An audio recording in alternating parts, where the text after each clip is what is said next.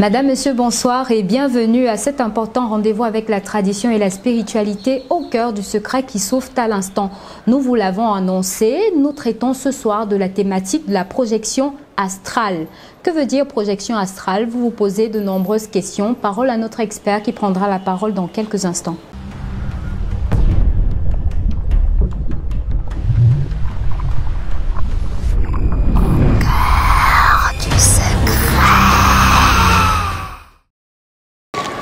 De retour sur ce plateau, Madame, Messieurs, déjà confortablement installés, notre guide dans la compréhension de cette autre thématique mystique et qui reste pour nous un mystère. Mbambok Wayak, maître, bonsoir.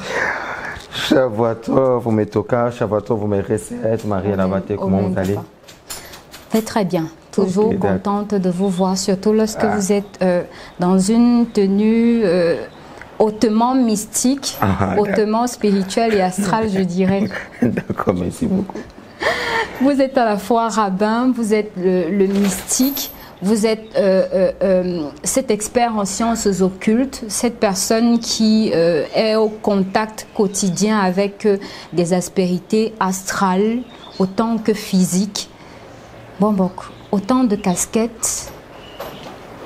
Est-ce facile? J'ai toujours envie de vous poser cette question au quotidien, de pouvoir allier tout cela. Je l'ai toujours dit, je n'arrêterai pas de le dire.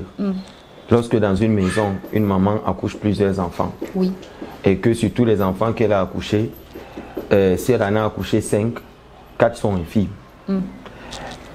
handicapés sur tous les niveaux, et qu'il n'y a que le dernier qui justement doit tout faire. Oui. Alors tu te retrouverais donc en train de préparer. C'est toi qui es celui qui prépare. C'est toi qui es celui qui fait cela. En fait, tu es obligé de tout faire. Les actions des autres, tu es obligé de les faire. Oui. C'est la raison pour laquelle aujourd'hui, ce n'est pas pour moi une grande joie que d'avoir toutes les casquettes, non même plus une vantardise, que d'avoir les casquettes que j'ai aujourd'hui. Mais c'est de dire que si les autres ne le font pas, qui le fera? On est obligé en tant qu'Africains, non seulement la couleur de peau que nous avons est une condamnation déjà pour nous, lorsque nous nous retrouvons face aux autres. Et lorsque tu es encore noir, encore plus africain, au pire des cas camerounais, tu es obligé de travailler doublement, voire 10 fois plus que les autres. C'est-à-dire que de maîtriser juste un seul aspect de la vie, tu te retrouves en train de maîtriser plusieurs aspects. C'est-à-dire, c'est toi qui es rabbin, c'est toi qui es rabbin kabbaliste, c'est toi qui es chorette abatteur rituel, c'est toi qui es Morel, celui qui fait les circoncisions, c'est toi qui es chef traditionnel, c'est toi qui initie la tradition, c'est toi qui fais les traitements, c'est toi qui connais tout ce qu'on appelle le monde des arbres et tout ce qui va avec. Tu es obligé de tout apprendre pour pouvoir être un homme complet et enfin de pouvoir transmettre la connaissance aux autres et qui puissent également arriver comme ça au seuil, pour ne pas dire l'apogée ou le commencement de ce qui semblerait être meilleur pour eux. Je ne porte pas tout ceci pour me vanter de quoi que ce soit, je porte tout ceci pour pouvoir déposer ce savoir mystique et traditionnel dans notre institution bénie qui est CITSAR, Centre d'initiation aux traditions et spiritualités africaines, où justement la plupart de nos étudiants et la plupart de nos enseignants auront la grâce justement de recevoir ce dépôt et de véhiculer aussi la lumière pour les autres qui arrivent. Nous reviendrons particulièrement sur CITSA pour annoncer déjà que les cours se poursuivent dans cette institution-là avant la fin de cette émission. Mbambok, maître, avec vous, nous parlerons ce soir de la projection astrale. Je crois que dans votre jargon, vous aimez plus à dire voyage astral. En fait, ce que je préfère, c'est le mot projection astrale parce que le voyage, on fait des arrêts. Pour moi, le voyage, on fait des arrêts. Lorsqu'on voyage, on s'arrête. On peut marquer beaucoup de pauses pendant son voyage. Et ça dit que là-bas, il n'y a pas de péage? Je ne pense pas qu'il y ait des péages, bien que la configuration soit totalement différente. La vérité, c'est qu'il faudrait le dire. Je mettrai aussi un pied de biche pour expliquer certaines notions pendant tout le déroulement de notre émission. Il s'en va de dire donc aujourd'hui que nous vivons dans un monde dont la plupart des personnes sont complètement ignorantes comme l'intérieur de leur ventre. Il n'existe pas une seule personne qui puisse connaître à quoi ressemble son corps intestin, que ce soit son poumon, que ce soit son foie, que ce soit sa rate, qui est comme ça le siège sur le plan mystique de ce que nous appelons la rate. La rate ici qui siège à ce niveau-là, qui nous provoque ce qu'on appelle l'inceste. Beaucoup de personnes sont ignorantes de ce genre de savoir, qui justement sécrète ce que j'appelle la lumière noire ou du sang noir. Il faudrait également dire que c'est la même chose. Lorsqu'on parle comme ça de la projection astrale, bien sûr c'est une projection, mais qu'est-ce que c'est? Il s'en va de dire aujourd'hui que nous vivons dans une dimension où définir le mot projection astrale, c'est trahir carrément toute la mystique. Mais nous pouvons expliquer un certain nombre de choses pour que les gens comprennent. D'accord. Ensemble de techniques, je dirais peut-être oui. Ensemble d'expériences, nous sommes tous des êtres d'expérience vu qu'on essaye certaines choses sur le plan astral aussi. Mais comment pouvons-nous définir le mot voyage astral dans la dimension dans laquelle peut-être nous nous trouvons? Nous savons que dans le mot justement projection astrale, on a le mot projection, on a le mot astral. Mais l'astral c'est quoi? L'astral c'est ce qui n'est ni spirituel ni matériel. Il faut d'abord le comprendre. Lorsqu'on parle de l'astral, l'astral ne signifie pas spirituel et l'astral ne signifie pas matériel. Que les gens s'asseyent confortablement. Pourquoi? Parce que c'est un problème aujourd'hui pour le clergé et également tous ceux qui aspirent aux sciences spirituelles d'enseigner ce qu'ils ne vivent pas. Vous savez, c'est un véritable problème de se rendre compte demain que peut-être on se serait trompé. Oui. Qu'est-ce qu'on ferait donc pour ne pas se tromper? Il faudrait vivre point par point ce que nous enseignons. Là, l'enseignement devient facile. Ce qui s'énonce bien, ce qui se conçoit bien autant pour moi, s'énonce clairement. C'est-à-dire à partir du moment où on ne vit pas la chose, on est obligé d'être dans ce qu'on appelle l'apprentissage et la répétition. Oui. C'est-à-dire on va répéter les mêmes choses plusieurs fois. Mais lorsqu'on vit dans la chose et qu'on comprend la chose, il est plus facile pour nous d'établir la bijection, la stricte synonymie, le parallélisme entre d'une notion à une autre. Alors, c'est quoi l'astral? C'est ce qui n'est ni en réalité spirituel et ce qui n'est ni matériel. Il faudrait exprimer aujourd'hui que la plupart des choses qui se passent dans le monde spirituel, par exemple les morts se trouvent dans le monde astral. Mais c'est quoi véritablement l'astral? Qui parle d'astral parle des concepts comme le monde invisible. Qui parle du monde invisible parle également des corps spirituels. Il faudrait donc également dire que lorsqu'on parle du monde invisible, on ne parle pas du monde spirituel. Mais de dire qu'en fait, le monde invisible est un monde vaste. Et dans le monde invisible, on a ce qu'on appelle des différents mondes qui sont au nombre de 7, s'il faudrait les classifier ainsi. Alors, le monde invisible, c'est comme le mot le dit, il est invisible. Mais une question très simple que je pose aux personnes qui se veulent entrer dans la science de tout ce qui se veut être occulte et mystique. C'est-à-dire, lorsque j'ai une maison qui a 2 salons et que la maison est divisée par un rideau et que je suis d'un rideau à un autre, tout au moins dans le premier salon, si je ne parviens pas à voir de l'autre côté du rideau, ça signifie qu'en fait, ce qui est de l'autre côté du rideau est invisible à moi, vu que ce qui est existentiel de l'autre côté ne se véhicule pas forcément par moi qui suis de ce côté. Alors, je comprends là donc que le mot rideau est ce qu'on appelle dans la Kabbale l'axepleria, c'est-à-dire un miroir, ou dans un thème qui est plus simple qu'emploie Rabbi Shimon Bar Yochai, le massacre, c'est-à-dire un écran. Alors, à partir du moment où on a ce qu'on appelle un voile, là, on comprend donc ce qui est écrit dans le livre de Genèse. En hébreu, Béché, Baré, le Maître, Hachem, arrête au commencement. Dieu créa, l'infini créa les cieux et la terre. Mais le mot qui est employé dans toute la création, c'est le mot Olam. Mais qu'est-ce que signifie Olam? Olam signifie le voile. Dieu n'a pas créé un monde, Dieu a créé un voile. C'est pour ça que dans le Zohar, ce monde dans lequel nous vivons est appelé Alma Beshikra, c'est-à-dire monde de mensonges. Parce que nous ne vivons pas dans un monde, nous vivons dans un voile. Ça signifie quoi vivre dans un voile? C'est de dire que toute réalité, qu'elle soit transcendantale, qu'elle soit ascendante ou qu'elle soit descendante, toute réalité qui est dans ce monde est une réalité qui a 2 dimensions. Et c'est ces 2 dimensions que, des fois, certains mystiques n'arrivent pas à expliquer et disent, des fois, en employant certaines notions que peut-être ils ne maîtrisent pas, ils emploieront des mots, par exemple, pour dire le bas astral ou le haut astral. Mais si on revient à la question même du monde en lui-même, qui s'appelle Olam en hébreu, qui veut dire le voile, O-L-A-M, Olam. Le voile, si je rencontre une personne, j'ai rencontré un voile. Mais en fait, tout homme est un univers. Si donc je rencontre un voile, j'ai besoin de comprendre qu'est-ce qui se cache au-delà du voile. C'est la raison pour laquelle je vous dis que nous avons ce qu'on appelle un monde spirituel, qui est dirigé, tout le monde qui est reparti en 7 mondes. Et lesquels mondes je vais vous donner? Parce que si on ne commence pas à ce niveau, on ne peut pas parler de l'astral parce qu'on n'y comprend rien du tout. Plusieurs personnes se donnent des tentatives de définition, que ce soit dans les notions d'exorcisme, encore plus qu'il faudrait faire une différence entre ce que j'appelle la magie invocatoire et la magie évocatoire. La magie invocatoire et la magie invocatoire, ce sont des formes de magie qui se limitent à la prononciation du verbe au niveau du texte. Par exemple, ce que j'appelle les systèmes liturgiques sont ce que j'appelle les magies évocatoire. Invocatoire dans la vision de faire intervenir le nom des anges. Et quand on parle des anges, maintenant vous comprenez ce que je suis en train de dire. L'angéologie, c'est donc la science qui s'occupe du volet des anges et la démonologie, celle qui s'occupe du volet des démons. Alors, beaucoup de personnes aujourd'hui, lorsque je parlerai de ce que j'appelle le monde astral ou la projection astrale, ils doivent comprendre très bien que je parle de ce qui est lié à l'initié. Et si je parle de l'initié, je parle de ce que j'appelle le volet initiatique, c'est-à-dire le chemin de l'initié et sa finalité. Alors, je ne suis pas en train de parler ici de ceux qui ne font que sortir de leur corps leur aspect planique, c'est-à-dire le corps planique. Le corps planique, c'est quoi? C'est le corps énergétique qui est directement connecté à notre corps physique, qui sortira de nous et qui fera croire à certains initiés qui sont en train de faire un voyage astral, alors qu'ils ne font aucun voyage astral. C'est juste leur corps. Planique, énergétique qui vient de sortir de... Ce n'est pas encore le voyage astral. Le voyage astral est celui qui concerne directement la conscience de l'âme dans son voyage. Alors, il y a donc des gens qui font ce que j'appelle la magie évocatoire et la magie invocatoire. Ceux-là font juste intervenir leur corps planique.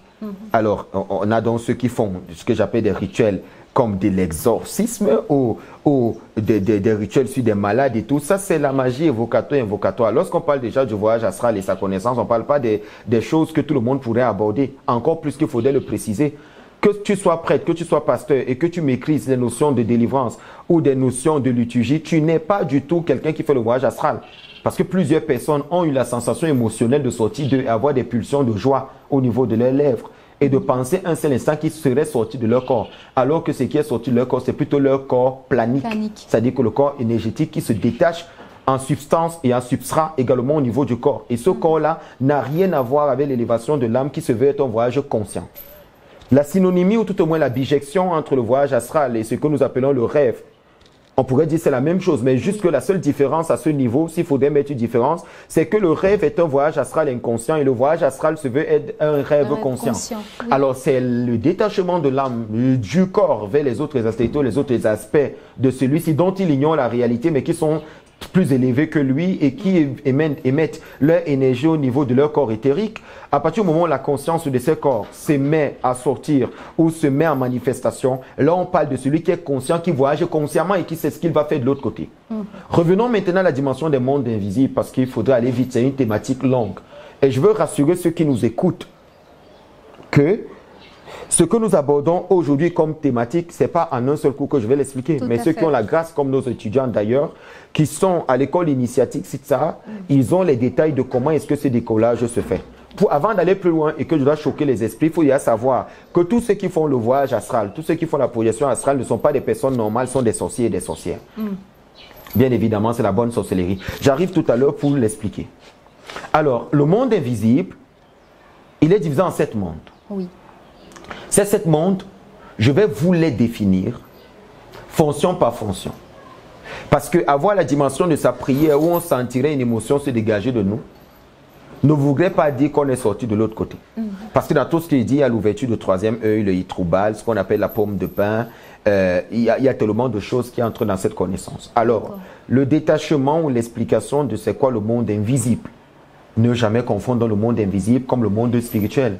La plupart des religieux aujourd'hui se vantent de dire le monde spirituel, il est temps peut-être que je leur explique ce que c'est. Parce que si tu n'es pas encore allé, si tu ne les as pas explorés, tu abordes des notions que tu ne comprends pas, que la Bible elle-même n'aborde pratiquement pas.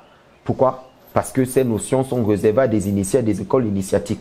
Pourquoi dans ce qui semble être du secret, c'est-à-dire ce qui semble être réservé à ceux qui réellement sont initiés ou nés finalement comme il se doit, devraient se retrouver dans un livre comme la Bible. C'est la raison pour laquelle on ne vous dira pas. Pour ceux qui sont les adeptes du Nouveau Testament, qui est un livre initiatique et du Maître Jésus, on ne te dira jamais, il allait pisser, il allait se mettre à l'aise ou aller se laver. Pourquoi? Parce que dans un livre, on ne peut pas raconter la vie d'un homme, ce qu'il a fait minute par minute, mais on ressort de son vécu les éléments qui ont marqué son temps. Maintenant, la consultation dans ce qu'on appelle la mémoire akashique voudrait qu'on aille vérifier le point par point ce qui n'avait pas été dit. Toujours est-il que même l'histoire qui nous est racontée par une personne qui était présente lorsque l'action s'est produite et celle qui viendra nous raconter qui est la 30e personne qui a reçu le message, on ne pourrait pas avoir la même chose.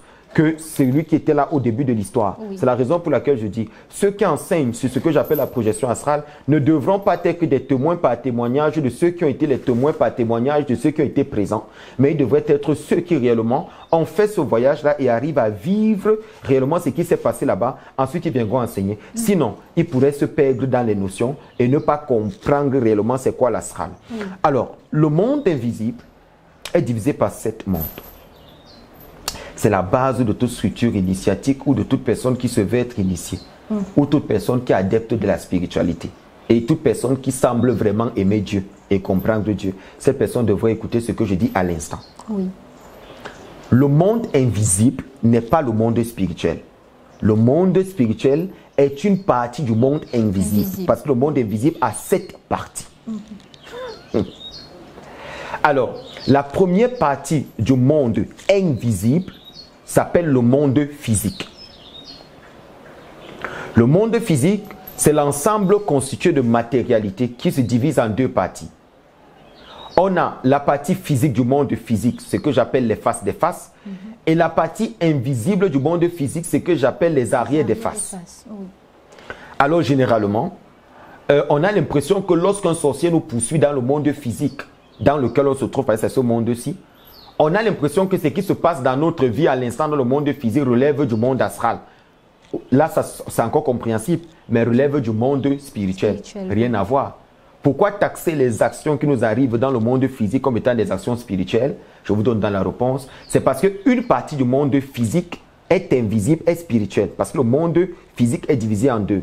Alors ne pas confondre donc la réalité du monde physique avec la réalité du monde éthérique. Parce que le même aspect du monde physique, où on a la partie visible du monde physique et la partie invisible du monde physique, même dans le monde éthérique, on a ces 2 aspects. Tout comme dans les différents mondes que je vais citer tout à l'heure, le monde mental, le monde causal, le monde émotionnel, le monde spirituel, le monde divin. Alors, dans le monde physique, on a 2 aspects. On a la partie visible du monde physique, celle que nous voyons. Et il y a la partie invisible du monde physique, celle que nous ne voyons pas. Maintenant, le deuxième des mondes, qui est plus élevé que celui-là, c'est le monde éthérique. Le monde éthérique est ce qui donne l'énergie au monde physique. Il faut bien comprendre ce que je dis. Oui. Le monde éthérique est ce qui donne l'énergie au monde physique. C'est donc le monde-ci vit parce qu'il y a un monde qui vient avant lui qui s'appelle éthérique. Et ce monde éthérique qui donne l'énergie au monde physique. Et c'est cette énergie-là qui permet au monde physique d'être mécanisé. Le mécanisme du monde physique, mécanisme du temps, mécanisme de ceci, la lubrification des différents éléments moteurs. L'énergie qui est déposée vient du monde éthérique. D'accord. Alors, après le monde éthérique, nous avons ce qu'on appelle le monde mental. Quand généralement on parle du monde mental, les gens ont l'impression que c'est lié à la tête de l'homme. Rien à voir. Le monde mental n'a rien à voir avec le mental de l'homme. Dans le monde mental, c'est la vitalité du monde physique par le monde éthérique. Ça veut dire quoi? Pour que le monde physique vive, il a besoin de 2 choses. Il a besoin de ce que j'appelle l'énergie, qui lui est octroyée par le monde éthérique, et il a besoin de la vitalité qui lui est octroyée par le monde mental. C'est-à-dire que c'est dans le monde éthérique et le monde mental qui crée la vie, parce que tu peux avoir la vie en toi sans énergie. Exemple simple pour qu'on puisse comprendre. Une personne post-mortem, c'est un terme scientifique pour dire une personne en phase terminale de mort, elle respire, n'est-ce pas? Il y a la vitalité, mais elle n'a pas l'énergie, c'est-à-dire le mouvement. Alors cette personne reste clouée sur le lit. Alors en ce moment-là, c'est ce que j'explique. Pour que le monde physique il puisse vivre, il a besoin de 2 aspects. Il a besoin de l'énergie qui lui vient du monde éthérique et il a besoin de la vitalité qui lui vient du monde mental. Lorsque les 2 sont réunis, la vie donc, en termes de cohésion, en termes d'assemblage peut être possible. Je n'ai pas donné toutes les fonctions du monde mental parce que ce n'est pas pour ça que je suis là. Oui. Mais je vous expliquais d'abord comment est-ce que ça fonctionne dans le monde mental et comment les énergies, parce que ce n'est pas un monde corporel en termes de corps. Mais c'est un monde mental, comme je viens de le dire, le mental. C'est un monde vital de vitalité. Ça fait déjà 3 mondes que nous venons de citer. On arrive au 4e des mondes, qui est le monde causal. Comme je viens de dire, causal, c'est le mot cause à effet. En fait, le monde causal, c'est le monde dans lequel, pour les hommes qui sont sur la Terre, par exemple, arrivent à interroger la causalité, c'est-à-dire qu'est-ce qui s'est produit dans ton passé, dans ton présent, dans ton futur. C'est dans le monde causal que les hommes spirituels, que ce soit les prophètes et n'importe quoi, lorsqu'ils essayent de monter, ils ne savent même jamais là où ils partent. Mais je les fais comprendre quand même là où ils tombent. Ils tombent dans ce qu'on appelle le monde causal. Et c'est le monde causal qui révèle, par exemple, que telle personne a fait telle chose hier, n'a pas fait telle chose aujourd'hui. C'est parce que dans leur ascèse spirituelle, le mot il est un peu fort, dans leur ascèse spirituelle, ils arrivent à tomber dans la causalité. Ils tombent dans le monde causal. C'est là donc que vous voyez, donc tous ceux qui sont les Vents, les Bokon, les Mbombok, tous ceux-là, lorsqu'ils font des consultations, et ils interrogent la causalité de la vie. Vous comprenez donc que quand je parle de l'univers, le monde causal, dans le monde invisible, je parle d'un aspect de lumière qui se verra par une consultation, mais qui est un univers en grand ensemble, mais qui s'exprime seulement pour un individu. C'est compliqué ce que vient de dire, je recommence. Ce que je suis en train de dire, c'est que lorsqu'un Bokon se met à consulter sur toi et qui tape, Marie là-bas, te voit là, elle a 52 millions dans son compte. C'est la personne qui veut croire, c'est son problème. Alors, s'il vient de dire ce que je viens de dire là, il vient d'interroger une causalité, il vient de regarder ta vie dans le monde causal. Parce qu'il faut savoir que les mondes spirituels, tels qu'ils existent, ont leur synonymie ou tout au moins leur individualisme ou leur individu qui vit dans l'un de ces mondes. Parce que l'homme, il est composé de 7 corps. Je vais arriver tout à l'heure, je finis d'abord avec les mondes. Alors, le monde causal, c'est dans le monde causal qu'on interroge le passé, le présent et le futur. Qu'est-ce qui va se produire? Qu'est-ce qui est arrivé? Qu'est-ce qui s'est passé hier? Qu'est-ce qui s'est produit quand? C'est dans le monde causal. C'est un monde de cause à effet. Il faut maîtriser ce que je suis en train de dire, c'est capital. Si vous voulez faire la spiritualité, vous devez comprendre, c'est les basiques. Alors c'est là qu'on interroge, qu'est-ce qui s'est passé? Voilà. Et puis on épuise les différents mondes pour savoir, est-ce que ce qu'on entame aujourd'hui va donner demain? Alors ce n'est pas seulement de s'asseoir et de dire que j'ai baissé la tête et puis Dieu m'a parlé, rien à voir. Vous comprenez donc qu'il faut être un expert pour pouvoir voir tous ces différents mondes et y vivre pour comprendre l'information vient de quel monde. D'où est-ce que j'ai reçu cela? Est-ce que je vis là-bas? C'est pour ça que l'initiation et l'école, c'est important. Après, dans le monde de la causalité, on a le monde émotionnel. Je vous donne un exemple du monde émotionnel pour que vous puissiez comprendre quand je parle d'émotionnel, poser beaucoup de questions. Alors, j'aime, je suis amoureux. Je suis amoureux, très amoureux, comme M. André Soni. Vous voyez? Je suis amoureux, mais est-ce qu'on voit l'amour? Non. On ne voit pas l'amour parce que c'est le monde émotionnel. Vous voyez? Le monde émotionnel, j'ai une émotion mais qui n'est pas visible. Vous comprenez ce que je dis? J'ai une émotion qui ne se traduit pas par un objet. J'ai une émotion qui ne se traduit pas par un individu. J'ai une émotion qui est un sentiment qui n'a ni bras ni pied. Je sais seulement à l'intérieur de moi que je suis amoureux. Je sais seulement à l'intérieur de moi que j'aime. Je sais à l'intérieur de moi que j'ai de l'amour. Mais en réalité, est-ce que l'amour forcément c'est visible? Non. Mais la réalité c'est que lorsqu'on est dans le monde physique, on peut voir Sony et Béa. Et là on comprend en réalité que ces deux sujets s'aiment. Mais dans le monde émotionnel, c'est à l'intérieur qu'on voit véritablement s'ils ont fait pour être ensemble, s'il y a amour ou pas. Vous comprenez maintenant ce que je dis? Oui. Vous me comprenez maintenant? C'est-à-dire dans le monde émotionnel, c'est là-bas que je pars regarder est-ce que c'est des manipulations? Est-ce que c'est que le monde émotionnel nous donne les émotions de tout le monde? Nous dit qu'est-ce qu'il y a, qu'est-ce qu'il n'y a pas? Est-ce qu'il y a, est-ce qu'il n'y a pas? Le monde physique n'est que la manifestation de tous les substraits, les intras et tout ce qui est supérieur qui va se manifester dans le monde physique, mais masqué dans un voile parce que c'est un monde qui s'appelle Olam. C'est un voile. Voile de quoi? Voile des réalités des autres mondes. Alors le monde émotionnel, c'est dans lui qu'on va voir s'il y a émotion ou pas, il y a quoi. C'est-à-dire, un homme doit être équilibré et pouvoir comprendre un ensemble de choses et savoir comment véhiculer. C'est dans le monde émotionnel, j'ai l'émotion, j'ai l'amour. C'est un sentiment qui est à l'intérieur de moi, mais il n'est pas visible par il n'y a pas quelque chose qui estime. Il n'y a pas quelque chose de matériel. Alors, dans ce monde-là, il y a de l'amour. L'amour existe parce que c'est émotionnel. Il n'y a pas un autre langage dans ce monde que l'émotion. Alors, ça c'était le monde émotionnel. On a combien de mondes déjà? 5 mondes déjà. On a 5 mondes. Ensuite arrive le monde spirituel. Qui est le 6e monde.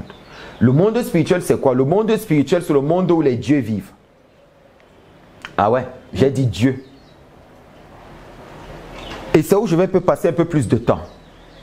Mais j'ai besoin de souffler un peu pour revenir, s'il vous plaît. D'accord, nous marquons donc une transition, mesdames, messieurs. Question de vous permettre à vous également de vous rafraîchir. On revient juste après.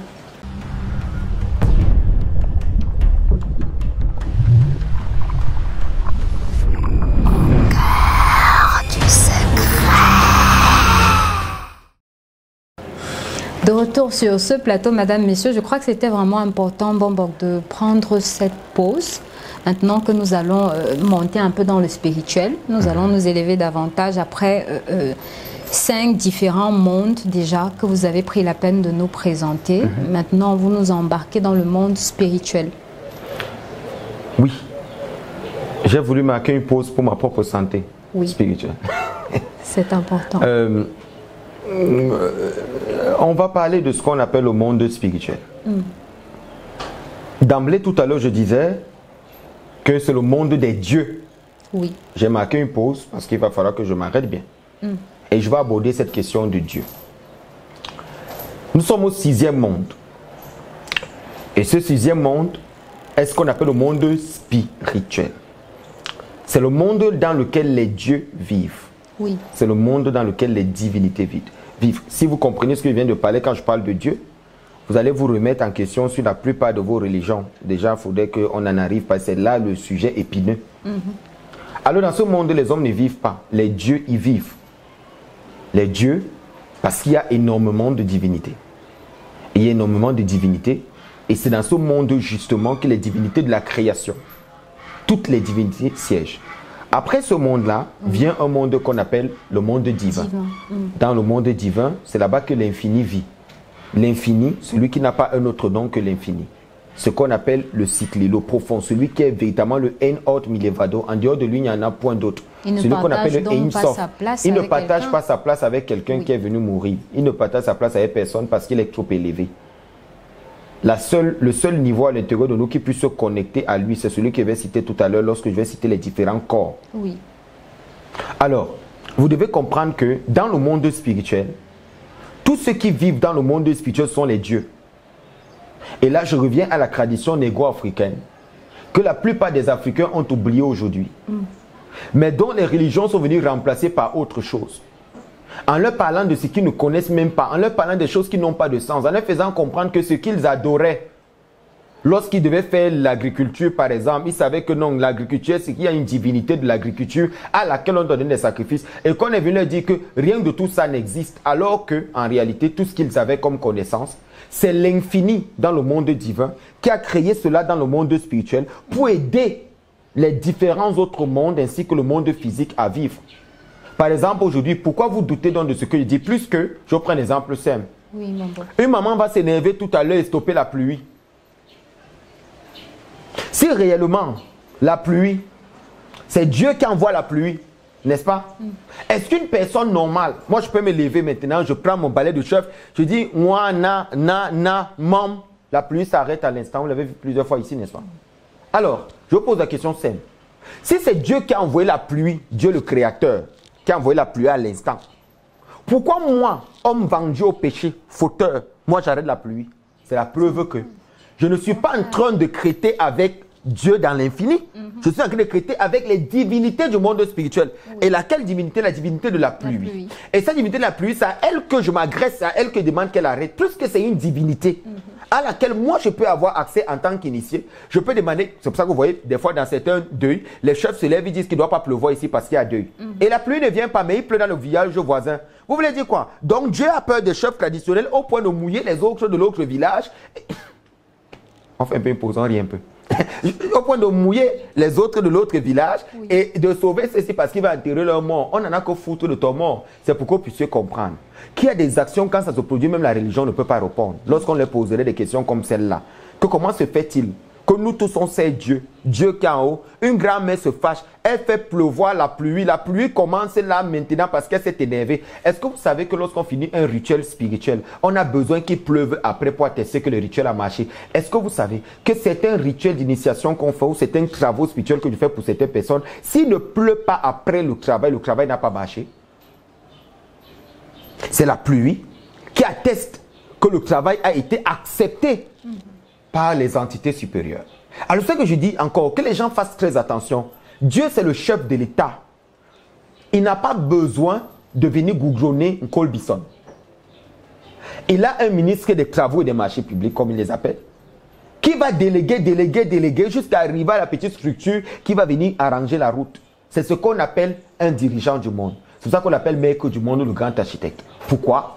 Parce qu'il a son cabinet donc, qu'on appelle le cabinet là, de l'infini, s'appelle le monde spirituel, dans lequel on retrouve donc toutes les autres divinités, la divinité des jumeaux, la divinité de ceci, la divinité que soit Tohono, toutes les divinités que vous imaginez, vous pouvez imaginer, se trouvent à l'intérieur. Pourquoi? C'est là donc que les religions, aujourd'hui, vous ont dit qu'il existe seulement votre monde physique, le monde spirituel, que dans le monde spirituel, Dieu est dans le monde, il ne sait même pas là où il est. C'est-à-dire que même encore là, il faut encore remettre en question. Il dit simplement qu'il est dans le ciel. Oui, il est dans le ciel, assis sur un trône. Ok, il n'y a pas de problème. Ils ont même sorti des musiques. Mais ce que je vais expliquer aujourd'hui, c'est l'homme en lui-même ne peut pas parler de l'infini parce qu'il ne connaît pas l'infini. L'homme n'a pas la capacité à se connecter au monde divin. Parce que dans le monde divin, dans le monde invisible, c'est le centre, c'est comme les poupées russes. Ne les voyez pas comme des mondes graduants. Mais c'est comme l'oignon. On dit un oignon ou une oignon. Un oignon. Un oignon. Vous voyez la première couche. Oui. La deuxième. Plus on va à l'intérieur, plus c'est épicé. Vous voyez, le centre donc, c'est ce qu'on appelle le divin, et en sortant comme des poupées russes. Vous comprenez donc que le monde qui est plus proche donc du divin, qui est le monde spirituel, est appelé Atzilut dans la Kabbale, qui veut dire proche du divin, parce que c'est lui qui est proche du monde divin. Je m'arrête d'abord là pour expliquer certaines choses. Alors là, dans ce monde spirituel, donc, on va trouver plusieurs aspects. Dans la tradition négro-africaine, on va parler de plusieurs divinités ou plusieurs dieux. On va par exemple trouver Abba, Ima, Za, Venokva. On va trouver tous les aspects que vous pouvez imaginer. Adam Aka, Arik, Anpin, le grand visage et tout ce que vous pouvez imaginer dans la construction de la Kabbale se trouve au niveau de cette proximité avec le divin. Juste que dans certaines traditions de la Kabbale, ça s'exprime dans d'autres noms. Mais nous, dans la tradition négro-africaine, on doit pouvoir comprendre que les différentes divinités qu'il y a chez les Bamileke, que lorsque vous arrivez chez les Bamileke avant d'entrer dans un nouveau village, parce que les villages sont séparés par la route, lorsque tu traverses pour aller dans le village d'à côté, tu trouves l'entrée comme ça, et puis vous voyez, on a fait la représentation du chef qui est là, et puis vous voyez certains insignes. Oui, il faut comprendre que dans chaque village Bamileke, il y a une divinité fondateur de ce village qui voudrait que entre les membres de ce village, il ne se marie qu'avec les membres du village voisin. C'est-à-dire quoi? La régularité, la régulation des relations, ou le fait de ne pas permettre certaines relations, dépend donc de l'entité qui est là. C'est pour ça qu'aujourd'hui, l'Africain doit se réapproprier de son histoire et de comprendre que à chaque système, que ce soit le système feu, il y a la divinité du feu, que ce soit le système eau, il y a la divinité de l'eau, tout ce qui concerne eau. Quand vous allez dans la mer a tellement des esprits, tellement de divinités dans l'eau qui vont vous dépasser. Dans la rivière du village, tu vas entendre que donc il y a les esprits dans cette rivière. Cette rivière, si on n'y va pas n'importe comment, on n'y va pas à n'importe quelle heure. Pourquoi? Parce qu'il y a justement des entités de la terre qui y habitent à l'intérieur, qui sont aussi des divinités, qui peuvent se permuter des fois entre le monde spirituel et le monde physique. Ça, les gens doivent le comprendre. Donc la question de Dieu, les gens doivent faire attention. Je n'ai donc pas un problème que les catholiques aient leur Dieu. Je n'ai pas un problème que les pentecôtistes aient leur Dieu. Mais ce que je sais, c'est que le même Jésus qu'ils appellent tous les jours n'est pas le même Jésus que tous adorent. Pourquoi? Si Jésus est Dieu, ce n'est pas un problème. Mais Jésus n'est pas le divin, il n'est pas l'Insof, il n'est pas l'infini.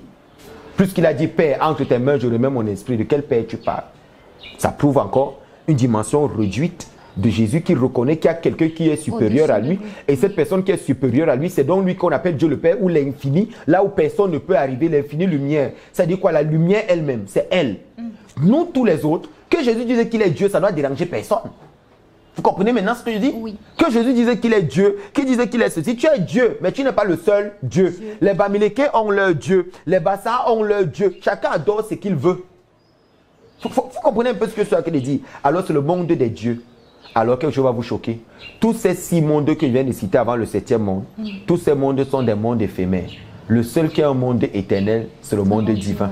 C'est-à-dire quoi? Tous les autres mondes, jusqu'au monde spirituel, peuvent disparaître. Alors, si ces mondes-là peuvent disparaître, ces mondes ne sont pas dans l'éternité. Ces mondes ne sont pas dans l'éternité, dans le monde invisible. Le seul qui est dans l'éternité, dans le monde invisible, c'est le monde divin. Parce qu'au départ, selon le Sidou Shevavim, en dehors de lui, il n'y avait rien et il n'y aura rien. Donc c'est lui qui peut décider que tout disparaît aujourd'hui. Alors on ne peut pas lui donner une forme. Tout ce qu'on donne un nom disparaît. Tout ce qu'on donne un nom a une nature périssable. Tout ce qu'on donne un nom doit pouvoir disparaître. Et ne reviendra donc pas. Donc on doit faire très attention lorsque nous abordons certaines notions en tant qu'initiés. Les Africains n'ont jamais dit que l'infini n'existe pas. L'infini chez nous c'est Batopek. Mais on a aussi des dieux qu'on appelle Ilolom, Hek, Mwet. Tout ce qu'on est en train de citer là, ce sont des aspects de l'infini. Tout comme dans l'infini, on a des aspects de l'infini aussi qu'on appelle Abba, Ima, Za, Nukva. Tout comme dans la tradition Bassa, on a Batupek, qui est le sommet. Il est tout qu'on appelle l'infini. Et après, on a des noms comme Ilolom, qui veut dire Elohim, Mouet, celui qui est, Hek, celui qui mesure, celui qui construit. Vous comprenez que tout ce qui est cité là, ce sont seulement les attributs, les attributs de Batupek de l'infini. Alors tous ces attributs que je cite là se trouvent dans le monde spirituel. Alors quand je parle donc par exemple des Ilolom, on me parle d'Elohim. Elohim est un mot pluriel à l'hébreu en tant que rabbin kabbaliste doit vous le dire. Et ça signifie quoi? Ça signifie les forces. Elohim, c'est la réunion des 12 et des 10 séphirotes, autant pour moi, à l'intérieur pour la création. Donc on ne peut pas dire aujourd'hui que lorsqu'on parle du monde spirituel, c'est un monde là où Jésus est assis sur le trône. Il faut qu'on arrête. Il faut qu'il sache déjà qu'il n'est pas le seul. Donc, lorsque vous parlez, lorsqu'un traditionnaliste, par exemple, quand un chrétien arrive, il me dit, ah vraiment, moi je crois en Jésus, l'autre arrive, il dit, moi je crois en Mohamed. Oh, oui, dites ça comme vous voulez. La divinité spirituelle, tout le monde, la spiritualité s'est incarnée dans le corps d'un homme. Ok, Mohamed aussi, la spiritualité s'est incarnée dans le corps d'un homme. Alors, Mohamed et Jésus doivent s'appeler collègues. Donc, vous devez donc savoir donc maintenant que dans le monde invisible, qui est le monde, tout le monde dans le monde spirituel, il y a beaucoup de divinités. Donc, les Bamileke, quand ils se croisent entre eux avec les Bassa, les divinités qu'ils adorent, vous arrivez au Bénin, vous allez trouver plusieurs divinités. Toutes ces divinités sont dans le monde spirituel. On les appelle parce que personne ne peut appeler l'infini dans le divin. Ce sont seulement ces divinités-là qui permettent à l'Africain de pouvoir se rapprocher du divin. Parce que ces divinités s'appellent en hébreu Atel, Atilut, qui veut dire proche du divin. Ils sont proches du divin, ils sont Atilut au divin. C'est parce que ces divinités sont proches là qu'on peut comprendre donc les saisons. Ça c'est la saison de tel. Alors on dit, tu prélèveras la rala, tu vas prélever ceci, tu vas laisser les coins de ton champ. Lorsque tu fais un champ de maïs, les bords de ton champ, tu laisseras pour les gens qui sont dans le village, pour qu'ils passent et cassent, mais ce qui est au milieu, tu prendras pour toi. Il était important pour moi d'expliquer ce que je viens de dire. De dire que le monde spirituel est le monde des dieux. Tous les dieux que vous pouvez imaginer, c'est vraiment la mythologie grecque. Attestent qu'ils ont des dieux qu'on appelle les Poséidons, les tout ce qu'ils veulent là, et que vraiment leur histoire est vraie. Ils doivent savoir que c'est là-bas qu'ils doivent aller voir les divinités. Donc lorsqu'un initié a la tradition décide de parler des divinités, c'est de quoi il parle. Maintenant, le chrétien qui croit en Jésus, il n'y a pas de mal de croire en Jésus, mais il faut le situer quelque part. Mais ne jamais penser que Jésus est Dieu le Père l'infini. Ça ne s'explique même pas, ça n'a même pas de sens. Parce que lui-même n'arrête pas de le dire. Je m'en vais vers mon Père, notre Père. Vers mon Dieu, notre Dieu. Père, pourquoi m'as-tu abandonné? Père, éloigne de moi cette coupe. Les gens doivent comprendre un certain nombre de choses. Que là, c'est la preuve, une fois de plus, qu'il est fort spirituellement. C'est un maître initié à la personne de Jésus. Il est, prenez-le comme vous voulez, il peut être tout ce que vous voulez. Il est une entité du monde spirituel, il est tout ce que vous avez envie, il est un égrégore, tout ce que vous voulez. Mais dans le monde du divin, qui est le 7e monde dans le monde invisible, celui qui reste là-bas, s'il faut parler en termes de celui qui reste là-bas, c'est l'infini et il ne partage sa place avec personne. Et personne n'a accès à cette infinie lumière. Personne ne peut arriver à ce niveau parce que c'est là-bas que le divin reste. La source de toutes les sources, la connaissance de toutes les connaissances. Comme le dit le Kaal Pitre Rorma du Ramral, ou comme le dit le Sidou Shevavim, on ne peut pas lui donner un autre nom que l'infini. Et le Ramral de venir nous dire dans son Kaal Pitre Rorma, qu'on peut dire ce qu'il n'est pas, mais on ne peut pas dire ce qu'il est. Dire ce que l'infini n'est pas, c'est de dire quoi? Il n'est pas dans le monde spirituel. Il n'est pas un homme. Il n'est pas une femme, il n'est pas une maison, il n'est pas un arbre, il n'est rien de tout ça. Mais est-ce qu'on peut dire ce qu'il est? Non. Même le cerveau de l'homme n'est pas encore arrivé au niveau de comprendre c'est quoi l'infini. C'est pour ça que lorsque tu es un initié, tu dois pouvoir être chronologique dans ta tête et de comprendre que le monde spirituel est le monde des esprits, le monde du divin, est le monde où les entités spirituelles vivent, ce qu'on appelle les dieux et les divinités. Et que là où l'infini reste seul là-bas, personne ne reste. Alors que se lève un Bouddha aujourd'hui, ou que se lève qui, ou que se lève qui, non, c'est là où il est classé. Et ce n'est pas une insulte. C'est à tout à l'honneur de ceux qui élèvent les égrégores sur la terre. Mais il ne faut pas commencer à stigmatiser ceux qui peut-être ne croient pas en ce que toi tu crois. Il ne faut pas commencer à insulter ceux qui ne veulent pas. Parce que beaucoup de personnes ne savent même pas qu'il existe un monde. C'est-à-dire quoi? D'autres n'imaginent même pas même que l'infini existe. D'autres se limitent à quelqu'un qui est venu, ça fait 2000 ans, qui est né d'un père et d'une mère, Eux, on leur a dit qu'ils n'avaient pas de père. Nous, on leur dit bien qu'il avait un père qui s'appelait Yohanan Aracha et qui avait violé. Mais on n'entre pas à l'intérieur, parce que nous, on a les textes dans le Talmud. Mais comme ils ne veulent pas écouter, on les laisse à leur chose et on n'en parle pas. Et maintenant, pour eux, c'est que non, il est né, il n'y a pas de problème. Il n'y a pas de problème. Prenez ça comme vous avez envie de prendre. Je ne vois pas qu'on peut cracher sur l'infini. On peut insulter l'infini. Et en plus, ce gars, il était viril. Il était rabbin. Il a fréquenté, mais pour certains chrétiens, il n'a jamais fréquenté. C'est pour ça qu'avant d'aller plus loin, je dois donner la différence pour montrer encore au monde chrétien qu'eux-mêmes, ils ont des problèmes. Le Dieu des catholiques s'appelle Jésus. Le Dieu des protestants s'appelle Jésus. Le Dieu des pentecôtistes s'appelle Jésus. Le Dieu des témoins de Jéhovah s'appelle Jésus. Mais je vais vous citer 4 Jésus différents. Je vous explique. Le Dieu des catholiques, lui, il voudrait que ses disciples soient des prêtres. Et qu'à côté, ils aient des servantes qu'on appelle les sœurs de l'église catholique. Lui, il aime être doux. Toutes les chansons que vous devez chanter doivent être en si, soit en si bémol, soit en si aigu. Pourquoi? Parce que c'est les si.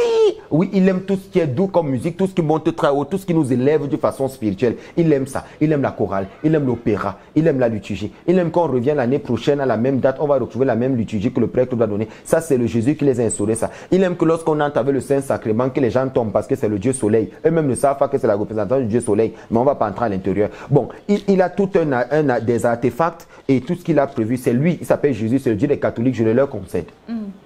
Ensuite, on arrive donc maintenant une partie des catholiques qui a voulu ne pas rester là, qui a dit nous les protestants, on proteste. Vous protestez quoi? On ne sait pas. Il y a un monsieur qui est venu dans le temps, au XVIe siècle, qui s'appelait Martin Luther. Il est venu créer la 3e réforme de ce qu'on appelle le mouvement protestantiste. Et lorsqu'il crée le mouvement protestantiste, on a les protestants, il crée une version de Bible qu'on appelle King James Version. Et ceux qui sont finalement ces adeptes détachés de lui s'appellent les protestants. Vous protestez quoi? On ne sait pas jusqu'à aujourd'hui. Alors eux, ils vont dire non, on s'habille en noir et on refuse le Jésus qui demande au Père de ne pas se marier. Nous, notre Jésus que nous avons, lui nous dit de nous marier. Alors, avant d'établir un prêtre protestant, il faudrait qu'il soit marié. D'accord. Là, on n'a plus de complexe. On n'a plus les problèmes de sœurs catholiques, mais on a les anciennes d'église qui peuvent aller à un autre niveau dans l'église protestante. Voilà, il y a 2 Jésus que vous expliquez.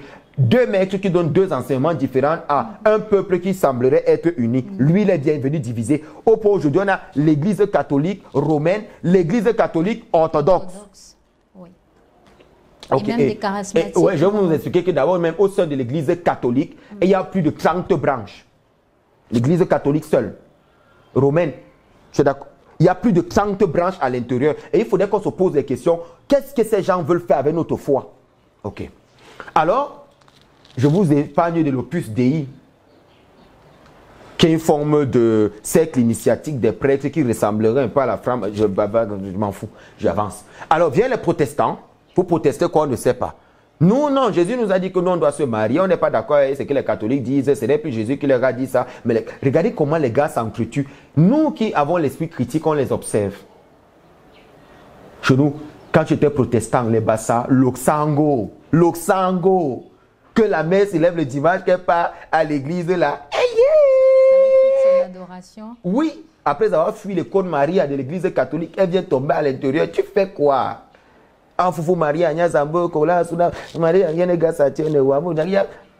Tu récites ça, tu es fatigué. Même si tu ne comprends pas la langue, que tu sois bassa, une fois que le prêtre qui est là est bêtis. Tout le monde est bêtis. Tout le monde est bêtis. Vous suivez tous la liturgie des bêtis. Tu commences à dire les Ankorlan, tu commences. Tu arrives maintenant chez les protestants. Une fois chez les protestants, tu trouves alors que le prêtre de l'église, c'est un bassa.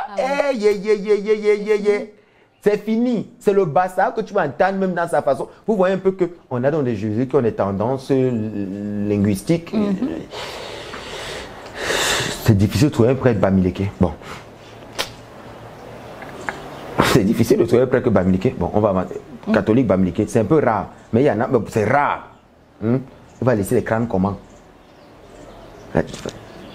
Alors, après donc ces 2 Jésus qui justement, eux, ils ne savent pas. Le peuple en bas souffre. Mais ils ont tous dans leur tête que c'est le même Jésus qu'ils adorent. C'est faux, ce n'est pas le même Jésus. Après, il y en a un groupe de personnes qui ont observé, qui ont dit, mais attendez, vous ne voyez pas que l'église catholique romaine a des premiers, les protestants, donc nous, on va créer donc maintenant notre mouvement. Alors, de l'église catholique va donc sortir donc des personnes qui seront ce qu'on appelle des effusés. C'est-à-dire avec des dons spirituels.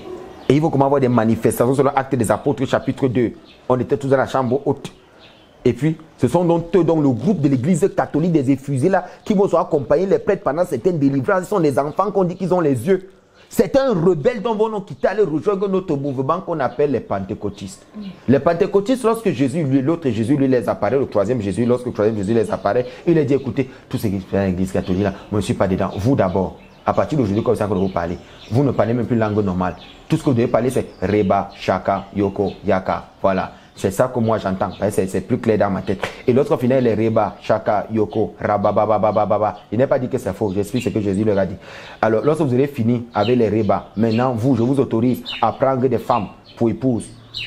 Et je vous rappelle d'abord, si tu es pasteur et que tu prends une femme pour épouse, tu la fais upgrade, elle devient pasteur. Je vous autorise à avoir des femmes pasteurs, des femmes prophétesses, des femmes docteurs de la parole et des femmes apôtres. Qu'elles soient vraiment élevées dans l'onction. Lorsqu'elles parlent, elles parlent avec autorité et puissance. Et je les autorise à monter à la prêche. Vous allez m'établir des pasteurs résidents. Qu'il y ait des pasteurs résidents femmes qui doivent gérer l'église, ce n'est pas là mon problème. Et le pasteur résident sera le secrétaire du pasteur principal, ce qu'on appelle de General Overseer, le coordonnateur général.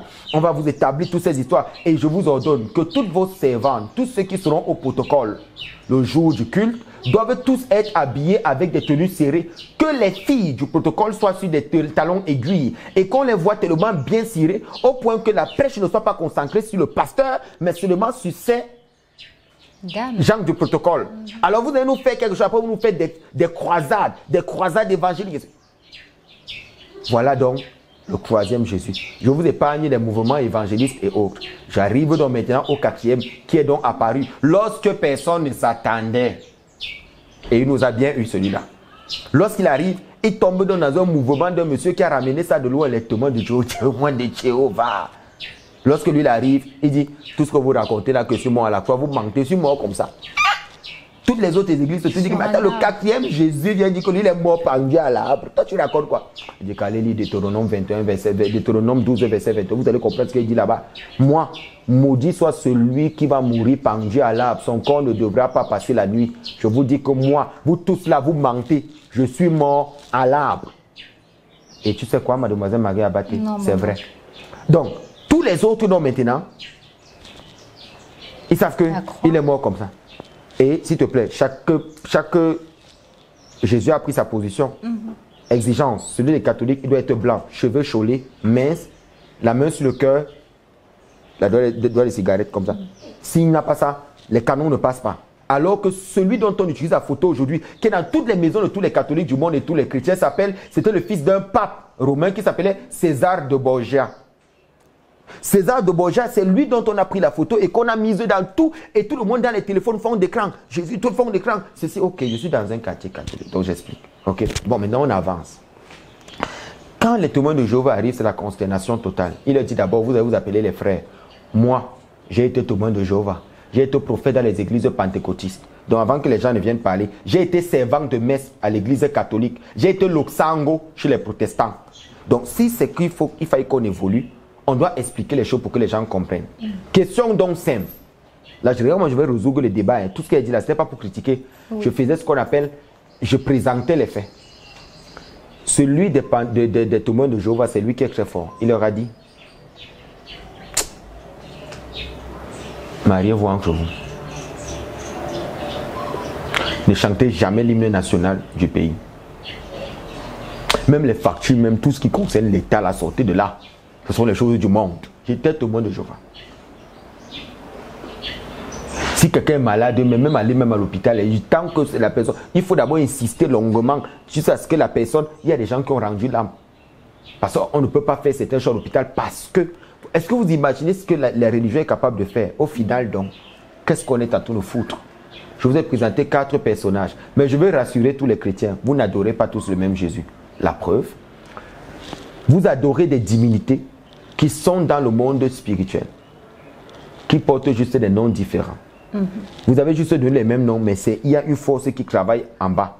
Et cette force qui travaille en bas, qui peut aussi être une force démoniaque qui vient également des entités de la terre, mais dont on est venu masquer avec le nom de Jésus. Mais puisque vous ne connaissez pas les fondateurs de vos différents mouvements, vous ne pouvez donc pas savoir pourquoi dans ces mouvements vous n'évoluez pas. La seule chose qui est vraie à l'intérieur de vous, c'est votre foi. Mais le reste des choses là, c'est de la mascarade pure. C'est la raison pour laquelle la plupart des gens aujourd'hui doivent comprendre c'est quoi le monde spirituel et être initiés pour sortir de l'esclavage religieux dans lequel ils se trouvent. Sinon, ça sera très très compliqué très compliqué. Ça l'est déjà. Non, mais attends. Ça l'est déjà. Non, quand j'explique comme ça, les gens ont l'impression, moi, il n'y a rien contre les religions. J'accepte les chrétiens, les pentecôtistes et tout, parce que j'ai connu plein de choses là-bas. J'ai eu des amis incroyables là-bas. J'ai eu des amis incroyables, pas des religieux incroyables. J'ai eu des amis incroyables dans ces religions. Mais aujourd'hui, je me pose la question simple, où est l'amour? Il n'y a pas d'amour. Pourquoi on se combat? Moi, les gens me combattent aujourd'hui. Je suis rabbin, non? Les gens me combattent. Ah, vous comprenez que même au sein du judaïsme, on ne peut pas admettre, parce que je suis le seul qui dit accepter tout le monde, même lorsque tu apportes des critiques, aime l'individu, rejette ce qui contrôle l'individu, mais aime l'individu en lui-même. Voilà un peu une présentation de c'est quoi le monde spirituel. Avec les religions, les gens vont comprendre ce qu'ils vont comprendre, ils vont se faire leur analyse. Le monde divin, il est comme il est. L'homme a également 7 corps. 7 corps que j'ai expliqué, le corps physique, le corps éthérique, le corps mental, le corps causal, le corps émotionnel, le corps spirituel et le corps divin. Et le corps divin de l'homme, c'est ce qu'on appelle l'âme. C'est donc cette dimension, le corps divin, c'est le corps divin donc, et à partir du corps spirituel qui arrive à monter dans le monde astral pour pouvoir faire le voyage. Bon, donc avant de pouvoir attaquer le nœud de notre thématique et de vous adresser les questions que certains de nos téléspectateurs se posent aussi, je vais suggérer, madame, monsieur, que nous marquons une petite pause, une toute petite seulement, et nous revenons juste après.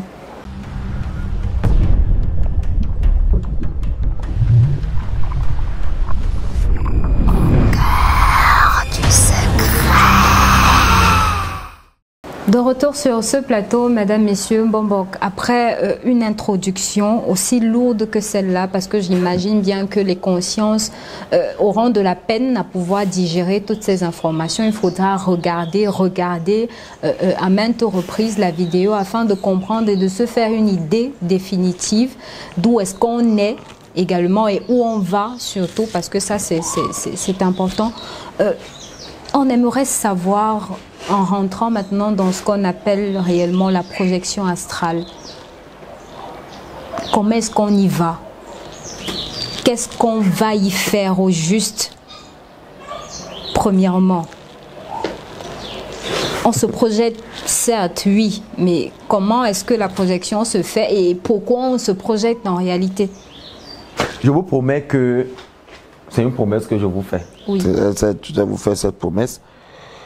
Je ne pourrais pas venir ici et trahir les secrets initiatiques, mais je peux quand même expliquer 2-3 choses pour que les gens comprennent. Pour aller dans le monde astral, qui n'est ni spirituel, qui n'est ni matériel, il faudrait un corps astral pour y aller. Et le corps astral, c'est le double de nous, parce que c'est le double de nous qui y va. Oui. Le double de nous qu'on peut retrouver, que ce soit dans la mémoire akashique, c'est lui qui y va. Il est important de préciser quelque chose.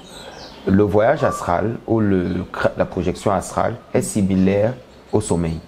J'ai suivi beaucoup de personnes dire que lorsqu'on dort, ou tout au moins que si on va dans le monde astral, on va caler là-bas, on va se perdre, on ne va plus revenir.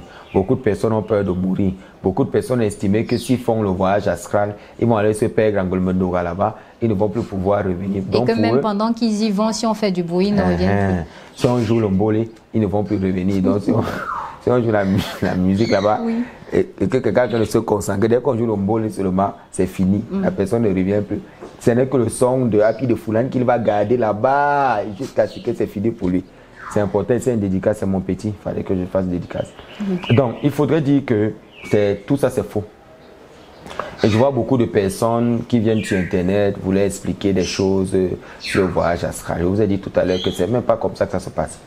Pour vous expliquer c'est quoi le voyage astral, il faut commencer par une notion simple. C'est la notion du sommeil. Oui. Le sommeil, c'est un voyage astral, mais inconscient. Alors, vous devez savoir que lorsque vous dormez, quand vous allez sur le plan astral, parce que votre corps, il sort de vous. Quand votre âme sort et tout, quand vous arrivez de l'autre côté, que vous avez un cauchemar et que vous êtes poursuivi, vous allez vous rendre compte que vous allez vous réveiller brusquement. Vous réveiller brusquement, c'est quoi? C'est que la dimension matérielle à laquelle vous appartenez, c'est-à-dire le monde physique auquel vous appartenez, vous a rappelé. Parce qu'on a ce qu'on appelle les notions de vibration. Notion de vibration. La vibration qui se trouve dans le monde physique que vous portez, si vous êtes quelqu'un qui est trop matériel, il sera difficile pour vous de monter sur le plan spirituel. Mais vous allez vous rendre compte qu'après un cauchemar, Vous êtes rappelé rapidement dans votre corps et vous réveillez brusquement. C'est la même chose le voyage astral. Il n'y a personne qui va décider de partir aller se perdre.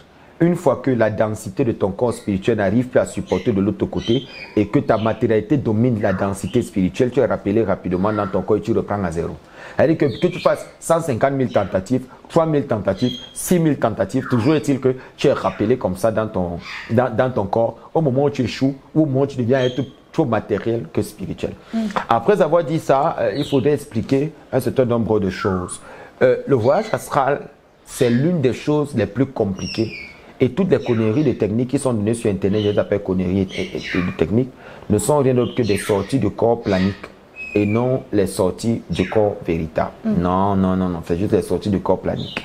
Alors, ce qu'il faudrait dire ici, c'est quoi la sortie? Il y a plusieurs écoles initiatiques qui proposent plusieurs techniques de sortie. Oui.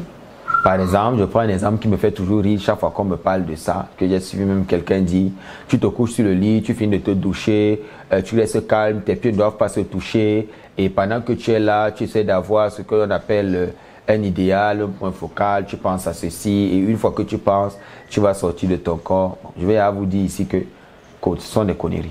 Ça, c'est juste des choses pour sortir sur le plan planique, c'est-à-dire que le corps planique, c'est pas encore ça. Je n'ai pas dit que c'est faux en soi, mais ce sont des âneries parce que lorsqu'on parle du voyage astral, il y a un but pour lequel on va sur le plan astral. Tout à fait.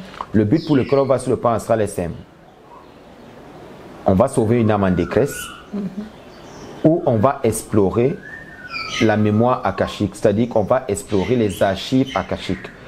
Les archives, c'est quoi? On peut aller explorer le passé, on veut vérifier quelque chose dans le temps, on veut contrôler si quelque chose a été fait comme ça, on veut contrôler certaines choses de notre passé qu'on maîtrise par une histoire de notre ancestralité qui nous dérange jusqu'à aujourd'hui. Non, on ne sait pas, on veut vérifier avec des données précises de telle chose, mais toujours avec une intention d'amour.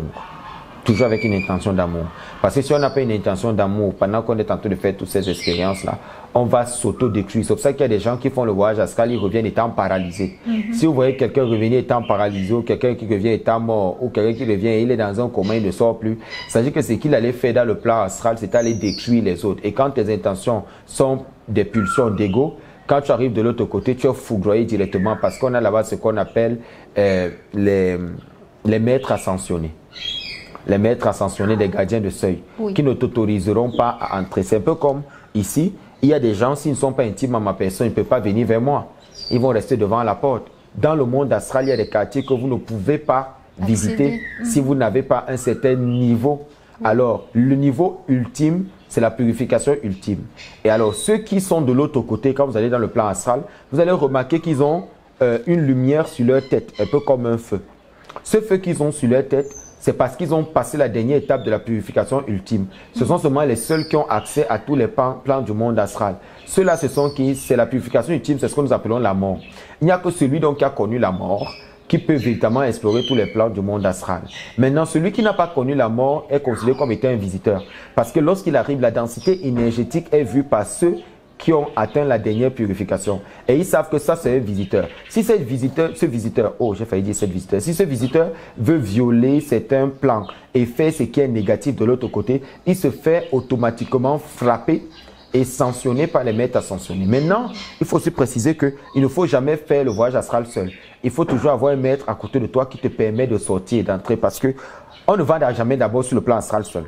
Il faut avoir un maître ascensionné. Il faut avoir un maître qui va avec toi, qui te montre et qui revient. C'est pour ça que c'est là, le studio est là, pour permettre aux gens de découvrir ce qu'ils ne savent pas. Et vous serez choqués d'apprendre que les personnes qui se jouent, les personnes les plus pieuses sur cette terre, sont en fait des démons qui se cachent que vous ne connaissez pas. Donc, il y a plusieurs techniques qui sont proposées. Mais ce que vous devez savoir, c'est que le décollage conscient de l'âme ne se fait pas comme ça. Vous devez maîtriser ce qu'on appelle des sadhanas ou ce que j'appelle encore des mantras. Il y a par exemple des phrases que vous devez réciter 16 000 fois. 16 000 fois. Et une fois que vous récitez 16 000 fois, vous vous retrouvez directement projeté dans le monde astral, automatiquement. C'est pour ça que je dis que ce n'est pas pour des enfants. Il faut avoir une certaine maturité spirituelle pour pouvoir prétendre à ce genre de choses. Que les gens ne se disent pas que l'émission, c'est qu'il va dire place-toi comme ça, tiens tes doigts comme ça, fais comme ça, et puis une fois que tu fais, et puis à telle minute tu fais ça. Non, c'est pas ça. Il y a toute une école, c'est pas faux, mais il y a des conditions qu'il faudrait remplir pour pouvoir avoir accès. Alors que les gens n'aient pas peur de se désintégrer dans le monde astral, c'est faux, mais qu'ils aient plutôt peur que s'ils vont faire du mal, par exemple moi, quand je fais je sais que vous allez me poser la question et répondre d'abord avant que vous me la posez. Quand je fais la projection astrale, oui, c'est pour sauver une âme en détresse. Si on fait quelqu'un du mal, il est coincé dans je vais sauver cette âme, je la libère. Mais si quelqu'un d'autre va pour fouiller dans la vie de l'autre, détruire l'autre, tu n'as pas demandé, c'est pas comme ça, tu ne violes pas l'intimité des gens de cette façon. Tu ne peux pas, tu ne violes pas. Vous allez donc voir des gens qui souffrent, des hommes spirituels qui n'ont pas de vie, des hommes spirituels qui ont des problèmes, des hommes spirituels qui n'ont pas de femmes, qui n'ont pas d'enfants, parce que je te fais frapper par des pratiques que tu fais. C'est comme ça que je dis que vraiment le voyage astral, que les intentions soient nobles et que ce ne soit pas animé de l'ego, c'est-à-dire que l'intention de détruire, l'intention de gâter, l'intention de mettre les autres mal à l'aise, mais que ce soit vraiment animé par une motivation vraie et qu'on n'aille pas là-bas pour faire du mal aux autres. Une fois qu'on a maîtrisé un certain nombre de choses que j'enseigne à ça, oui, une fois qu'on a maîtrisé certaines choses, certains paramètres, il y a même des textes, il y a des livres que j'écris, des mantras, des sadhanas, de certaines pasuk, certaines choses, et le nombre de fois qu'ils doivent les réciter. Il y a des documents pour expliquer un certain nombre de choses. Bien qu'ils soient coûteux, il y en a des documents pour permettre aux gens, mais ils ont toujours besoin que quelqu'un les accompagne, les assiste, parce qu'il y a beaucoup de paramètres.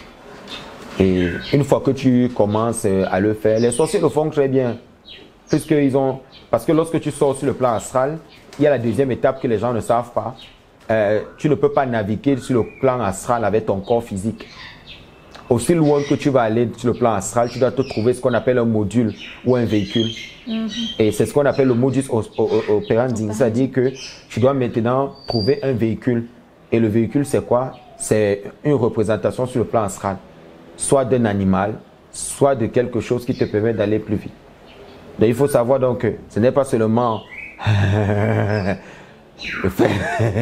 c'est de sortir et d'aller faire ce que tu veux, mais c'est vraiment réservé à des initiés, parce que une fois que tu sors, il y a des véhicules. Vous ne pouvez pas vous lever, vous allez... il y a des avions dans ce monde physique, non? Pour aller en France et tout.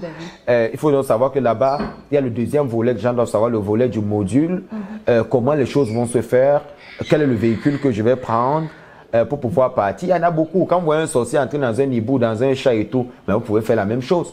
Ce n'est pas seulement la connaissance des sorciers, vous ne savez pas pour ça qu'on les appelle sorciers.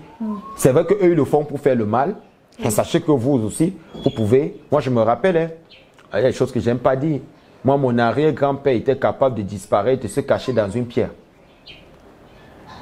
Une seule pierre. Au point où, quand il est mort, comme les gens disent, il s'est incarné dans une pierre. Et cette pierre parle jusqu'à aujourd'hui. Elle révèle tout. Elle dit tout. Pourquoi? Vous comprenez donc que c'est des gens qui avaient une haute connaissance de la mystique et de la Kabbale. Oui. Alors comprenez donc que sur ce plan-là, une fois que vous savez déjà comment... en ce moment-là, vous devez trouver le module. Vous pouvez prendre n'importe quel module pour partir.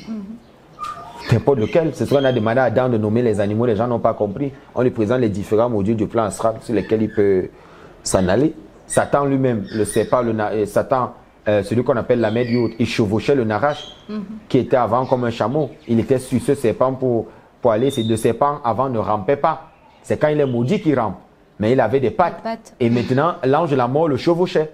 Au moins sa mère même, il le chevauchait. Vous comprenez donc que c'est un module sur le plan astral pour se déplacer. Et puis les gens, ils peuvent choisir le module qu'ils veulent. C'est pour ça que des fois vous dormez, vous rêvez que vous êtes en train de voler. Vous êtes en train de courir plus rapidement que possible pour vous taper 10 personnes à la fois, alors qu'en réalité, vous n'avez même pas la force même.